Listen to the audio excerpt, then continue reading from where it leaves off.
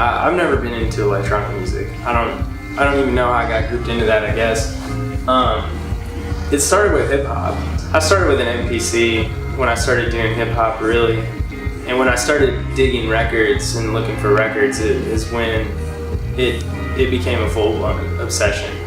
And then after that, I couldn't stop. And for years, all I did was buy records and sample and make beats. And that's kind of how I learned how to use all the equipment that I use now. I don't know, one day I was just like, I can play all this stuff. Like, I don't even know why I'm using these. But it was good to learn that way, you know? Because nobody knew I played instruments. Everyone thought I was a DJ or like a producer, or I was sampling records or something. And I wanted to get away from that, so.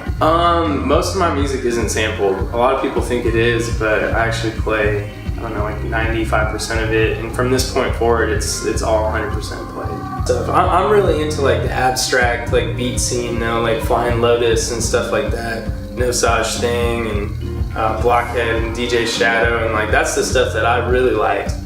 But I've been like getting lumped in with like indie bands and stuff, and I didn't really know much about some of that music till a few years ago. So I think it's about the holistic branding of it.